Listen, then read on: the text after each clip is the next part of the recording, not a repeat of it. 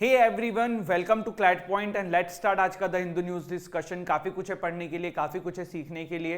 बिना समय गवाए आगे बढ़ते हैं। एंड देखिए, मैं आगे बढ़ूँ उससे पहले आज हमारी क्लैट पॉइंट को 2 साल पूरे हो चुके हैं और आप सभी ने इतने कम समय के अंदर हमें बहुत सारा प्यार दिया है और हमने भी हमारे एंड से पूरी कोशिश करी है कि जितना बेस्ट से बेस्ट क्वालिटी कंटेंट हम आप लोगों को दे सकें, दे दिया जाए। और हम लोग जितना भी पॉसिबल होता है अपना पूरा एफर्ट, हमारी पूरी टीम, सारे टीचर्स लगाते हैं, कंटेंट से लेके टीचर से लेके सभी लोग। और आज 2 साल होने पे मैं यही प्रॉमिस कर सकता हूँ कि हम आगे भी यही करती रहेंगे। कोशिश करेंगे कि मैक्सिमम अफोर्डेबल प्राइजेस में चीज़ें आपको, जो बिल्कुल हाई क्वालिटी की कंटेंट है, वो प्रोवाइड किया जाए। और आपका अपना ऐसा ही प्यार आप लोग प्लीज़ बनाए रखिएगा। That's it. ठीक है, चलिए अब आगे बढ़ते हैं आज के सेशन की तरफ। देखो, क्लैट 2024 के लिए हमारा एवेंजर बैच शुरू है। क्रैश कोर्स है, 17,999 का ये कोर्स है। इसमें आपके घर पे 7 books, live classes, mock test, personal mentorship सब कुछ मिलेगा। वहीं क्लैट 2025 की अगर आप तैयारी कर रहे हैं then you can go for our Vijeta batch. It will cost you 32,999 rupees. CLAT point से आप जो है क्लैट के मॉक्स और एनएलसेट के मॉक्स मंगवा सकते हो। 35 मॉक्स क्लैट के आपको प्लस सेक्शनल टेस्ट सब कुछ मिलेगा 29,999 रुपीज़ में। वहीं क्लैट पॉइंट का अगर आप मॉक्स चाहते हो एनएलसेट का तो भी आप परचेस कर सकते हो। डिस्क्रिप्शन से आपने ऐप डाउनलोड करना है, इनकी सारी डिटेल्स चेक करनी है। एनएलसेट का प्रारंभ बैच भी हमारा शुरू हो चुका है, तो अगर आप हमारे एनएलसेट के बैच में इनरोल करना चाहते हैं then also you can go for it. ठीक है, चलिए सबसे पहले देखिए आज की जो फ्रंट पेज की न्यूज़ है। ऑल्दो ये सब डिस्कस्ड है बट ठीक है, थोड़ा सा देख लेते हैं। BRICS is a platform for global south, says Modi. अभी मोदी जी वहाँ गए हैं, साउथ अफ्रीका जोहानिसबर्ग में मीट हुई है। And Chandrayaan 3 lander all set for touchdown today, evening में होगा। अभी देखो चंद्रयान 3 पे कुछ डिस्कशन करेंगे हम, जैसे कि साउथ पोल पे हम क्यों टारगेट कर रहे हैं, साउथ पोल क्यों इंपॉर्टेंट है, तो उसको समझेंगे। वो इंपॉर्टेंट एक चीज़ है। तो चंद्रयान 3 के जहाँ आपने नोट्स बनाए होंगे ना, उसी के आगे का मैं कड़ी अभी ऐड कर रहा हूँ, तो वो दोनों आपस में ऐड कर लेना। ठीक है, चलिए इसके बाद there is also this should also include in your Chandrayaan 3 notes कि नासा, यूएसए की space agency and European space agency ESA, these are supporting ISRO in Chandrayaan का इस लॉन्च में। ठीक है, और वैसे ये ऐसा नहीं कि अभी सपोर्ट कर रही हैं, जब से चंद्रयान हमारा लॉन्च हुआ है उसी समय से ये पूरा प्लान था और ये लोग तब से ही टैक्टिकल सपोर्ट जो हैं वो इसरो को प्रोवाइड कर रहे हैं। तो आपको ये दोनों स्पेस एजेंसीज के नाम पता होने चाहिए, एग्जाम में आ जाए तो फिर फंस जाओगे। चलो मेरा कमेंट सेक्शन में एक क्वेश्चन का जवाब देना, जाक्सा जो है ना, ये किस स्पेस एजेंसी का नाम है, मतलब किस कंट्री की स्पेस एजेंसी जो है वो जाक्सा नाम से जानी जाती है। इसके बाद Kaveri row, Supreme Court bench to hear Tamil Nadu's plea on August 25। कल हमने पूरा कावेरी इशू देखा था, हमने ये भी देखा था कि सुप्रीम कोर्ट जो है इसके ऊपर एक पैनल बनाने की बात कर रही है। तो एक 3 जज bench of supreme court headed by justice BR Gavai will on August 25 here Tamil Nadu plea for the release. ठीक है, तो सॉरी मैंने यहाँ पैनल बोल दिया, मतलब सुप्रीम कोर्ट में मामला आया था, तो 3 जज की बेंच जो है यहाँ पे 3 जजेस की बेंच जो है वो इस पर डिसीजन लेगी। पर पहले तो अभी पैनल सुनेगा क्या है क्या नहीं है। इसको हेड कौन कर रहे हैं, तो जस्टिस BR गवई साहब। ठीक, ये भी कल हमने डिटेल में डिस्कस किया है। अब देखो हमारा जो आज का मेन आर्टिकल है ना, वो ये है कि क्यों साउथ पोल जो है ना वो इतना इंपॉर्टेंट हो गया है अचानक से, कि सारी कंट्रीज जो हैं वो मून के साउथ पोल पे लैंडिंग कराना चाहती हैं। जैसे कि रशिया का जो लूना 25 था वो भी साउथ पोल पे ही जा रहा था। इंडिया का भी अभी जो चंद्रयान 3 है वो साउथ पोल पे जा रहा है। और फ्यूचर में लाइन से अभी बहुत सारे पेंडिंग है, जैसे यूएसए ने अपना अनाउंस किया है, जापान ने अपना अनाउंस किया है।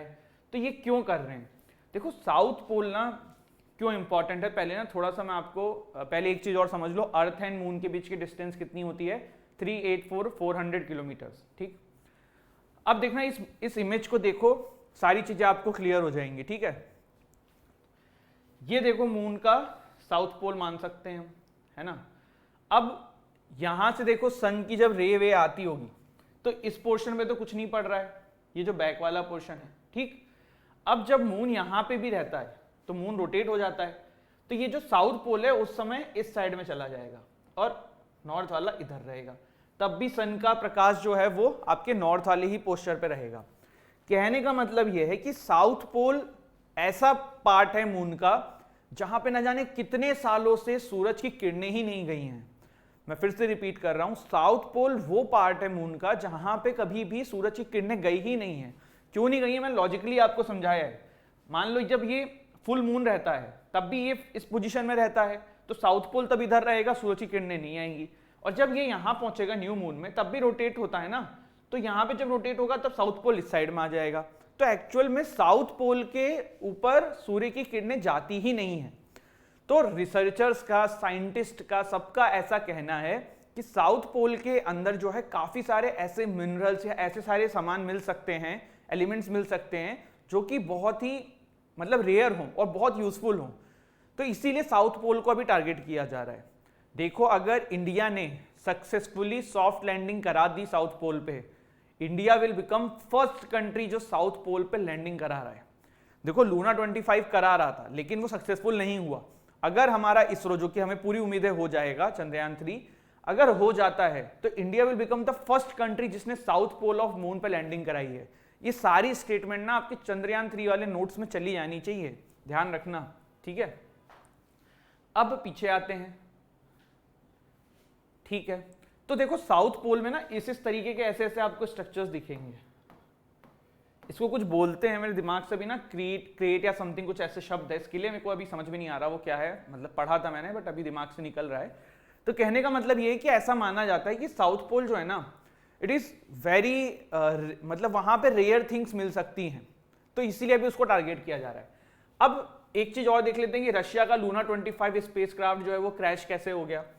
तो रशिया की जो स्पेस एजेंसी है रोसोमोस, उनका ऐसा कहना है कि देखो रशिया का जब ये लूना 25 था ना, ये ऑर्बिट बदल रहा था।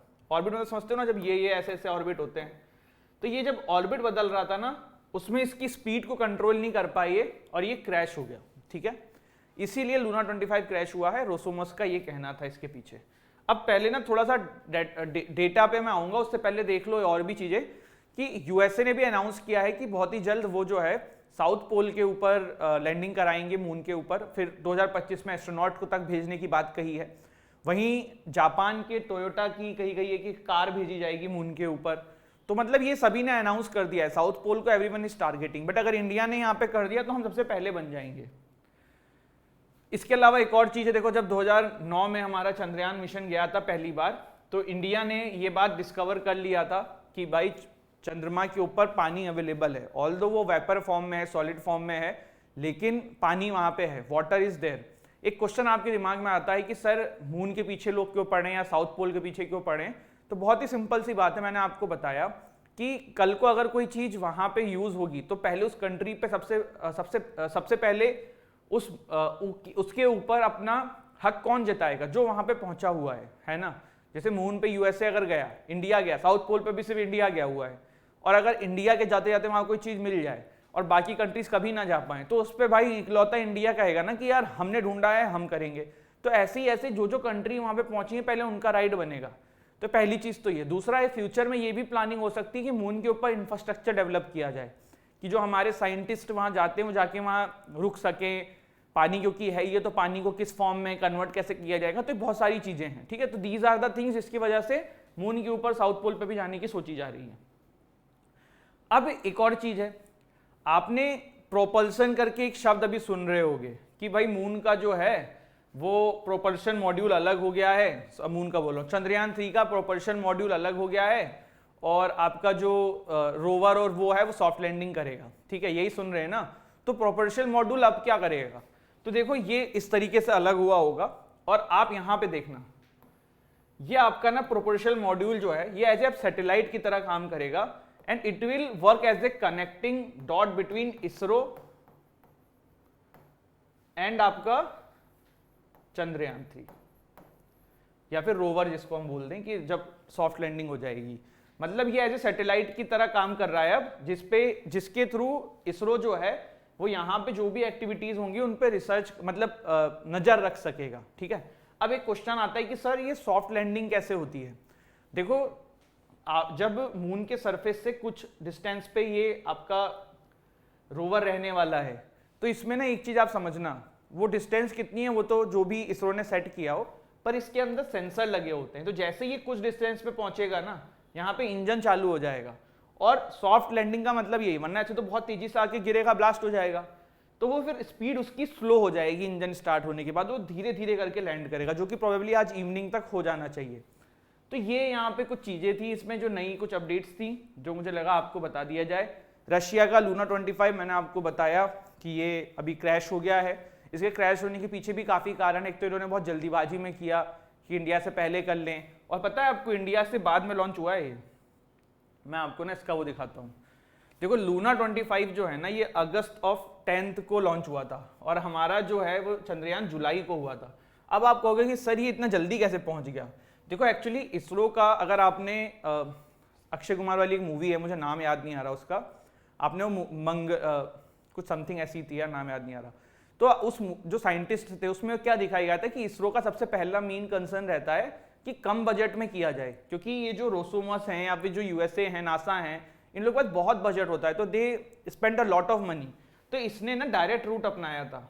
हमने क्या किया, ऑर्बिट के थ्रू पहुंच के स्लो काम किया है, जिसमें कि हमने फ्यूल का यूज कम किया है। लूना 25 ने बहुत ज्यादा फ्यूल का यूज किया है, हमने इतना फ्यूल का यूज नहीं किया क्योंकि अपना बजट एक जो था वो कम था। अब ये यहाँ पे पहुंच के सक्सेसफुल नहीं हो पाया, उसमें इसका कोई लेना देना नहीं कि डायरेक्ट गए थे, बट ये जो कि जल्दी इसलिए पहुंचे ये मैंने आपको बताया है, ठीक है। और थोड़ा सा और डिफरेंस है, जैसे लिफ्ट ऑफ मास चंद्रयान 3 का 3900 kg है, लूना 25 का सिर्फ 1750 kg था। लैंडिंग साइट से क्या लेना देना, बहुत ही अगल बगल ही थी। मिशन लाइफ इसकी 14 डेज थी, लूना 25 की 1 ईयर थी, तो वो वाली चीज़ है। बाकी लेकिन हो सक्सेसफुल इनका भी नहीं पाया, और इंडिया का भी होप कि आज इवनिंग तक अच्छी खबर हमें मिले। नॉर्थ कोरिया किम लैम्स्ट प्रीमियर ऑफिशियल्स ओवर फ्लडिंग। देखो हुआ क्या है, नॉर्थ कोरिया के अंदर ना अभी बहुत इकोनॉमी प्रॉब्लम चल रही है, मतलब वहाँ का जो आम आदमी है ना उसको खाने पीने के लाड़े पड़े हुए हैं। अब इसके पीछे रीज़न ये बता दिया जा रहा है किम जोंग के द्वारा कि फ्लड हो गया है, खेत खराब हो गए, किसानों की फसलें खराब हो गई हैं, और इसी की वजह से इन्होंने कुछ बंदों को नौकरी से हटा दिया है। लेकिन इंटरनेशनल मीडिया का ये कहना है कि ये इनकी गैर जिम्मेदारी जो पॉलिसीज़ हैं उनके वजह से जो प्रॉब्लम हुई है उसको छुपाने के लिए इस तरीके की चीज़ें बना रहे हैं। तो ये हैं आपके क्या, किम जोंग जी, ठीक है। Thai parliament elects Srettha Thavisin as PM.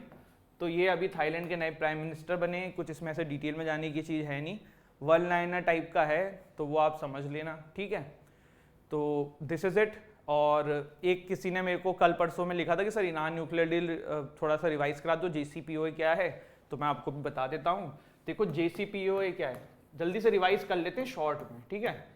JCPOA is a joint comprehensive plan of action, ठीक, जिसको हम और भी नामों से जानते हैं, जैसे कि ईरान न्यूक्लियर डील या फिर P5+1 नेशन डील, ठीक। JCPOA की फुल फॉर्म क्या है, joint comprehensive plan of action. Iran nuclear deal क्या है पता है आपको, P5+1 नेशन डील क्या है, 5 permanent member of United nation security council, ठीक है। कौन से हैं तुरंत दिमाग में लाओ, +1 कौन है, जर्मनी। वैसे ही बताओ यूनाइटेड नेशन सिक्योरिटी काउंसिल में टोटल मेंबर्स कितने होते हैं, तो देखो इसमें 15 है, 10 non permanent and 5 permanent. 10 non permanent में इंडिया भी था, रोटेशनल बेसिस पे चलता रहता है, ठीक है। अब बात करते हैं what is Iran nuclear deal. 2015 से पहले ईरान जो है वो काफी ज्यादा यूरेनियम अपने यहाँ पे निकलवाता था, इनरिच करता था, क्योंकि ईरान के अंदर यूरेनियम काफी पाया जाता है। यूरेनियम किस लिए यूज होता है, न्यूक्लियर बॉम्ब्स को बनाने के लिए। विश्व की सभी कंट्रीज ने ईरान के ऊपर सैंक्शन लगा दिया कि भाई तुम इतना ज्यादा यूरेनियम क्यों कर रहे हो, क्यों ही तुम्हें करना है।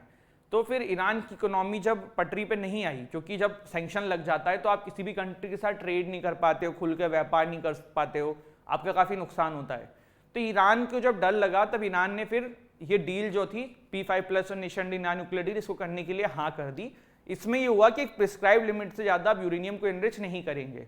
सब कुछ सही चल रहा था, 2017 में डोनाल्ड ट्रंप आते हैं, तब उन्होंने आके इसको खत्म कर दिया। उन्होंने कहा कि ईरान जो है वो इस पूरे टर्म्स एंड कंडीशंस को नहीं मान रहा है, जबकि ये एक्चुअल में सच था नहीं था, ये डिबेटेबल था।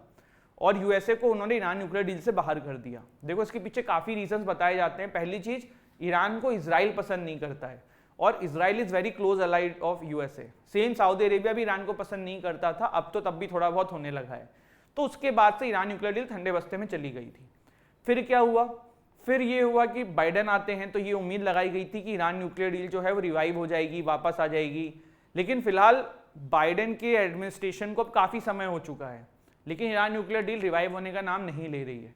इसीलिए आप देखते हैं कि ईरान जो है वो अभी काफ़ी धमकियां देता है या कुछ कुछ इस तरीके की चीज़ें करता है जिससे कि बाकी कंट्री से प्रेशर डाला जा सके। ईरान ना इंडिया के लिए भी बहुत इंपॉर्टेंट है, क्योंकि ईरान के अंदर छाबार पोर्ट हम यूज़ करते हैं ट्रेड के लिए। देखो जैसे ये अपना प्यारा भारत है, इधर ये पाकिस्तान है, ईरान है। पहले ना इंडिया को सेंट्रल एशियन कंट्रीज में ट्रेड करने के लिए पाकिस्तान का रूट चाहिए होता था, बट जब हमारी इनसे बनती नहीं है तो हमने अल्टरनेट ढूंढा कि हम छाबार पोर्ट पे ईरान जाएंगे और यहाँ से हम फिर ट्रेड करेंगे। लेकिन प्रॉब्लम क्या हो रही है, प्रॉब्लम ये हो रही है कि भाई हमको यूएसए ने कहा है कि आप ईरान के साथ ट्रेड मत करो, क्योंकि यूएसए ने बताया ना कि सैंक्शन लगा दिए हैं। तो ईरान से हम पहले ऑयल इंपोर्ट बहुत ज़्यादा करते थे, अब हमने बहुत कम कर दिया है। तो ईरान भी हमसे खुश नहीं है ना, तो वो छाबार पोर्ट को हमें उस लेवल पे यूज़ नहीं करने देगा या फिर उसका इस लेवल पे एडवांटेज उठाने नहीं देगा जितना हम एक्चुअल में चाहते हैं। तो दीज आर द थिंग्स जो इंटरनेशनल पॉलिटिक्स में चलती रहती हैं। This is an Iran nuclear deal. इसमें एक ना इंस्टेक्स बार्टर मैकेनिज्म पे भी कभी कभी क्वेश्चन बन सकता है। देखो इंस्टेक्स बार्टर मैकेनिज्म क्या है। जब यूएसए ने बाहर ले लिया था अपने आप को ईरान न्यूक्लियर डील से, ईरान के ऊपर फिर से सैंक्शंस लगवा दिए थे, तो मेन देखो ट्रेड डॉलर्स में होते थे, तो यूएसए ने उसके लिए मना कर दिया था। तो बाकी कंट्रीज ने मिलकर एक प्लान किया था, क्योंकि उनको पता था कहीं ना कहीं कि ईरान ने इतना कुछ किया नहीं है जितना डोनाल्ड ट्रंप हवा बना रहे हैं। तो उन्होंने क्या किया कि बार्टर सिस्टम के थ्रू आप ट्रेड कर लो। बार्टर मतलब एक सामान को देके दूसरे सामान को लेना, जिसमें कि यूएसए की बात भी सही ठहर गई और ईरान का काम भी चलता रहेगा। लेकिन ये एक्चुअल में हो नहीं पाया, बस एक कॉन्सेप्ट ही आया था इंस्टेक्स बार्टर मैकेनिज्म, लेकिन ये अप्लाई नहीं किया था किसी ने।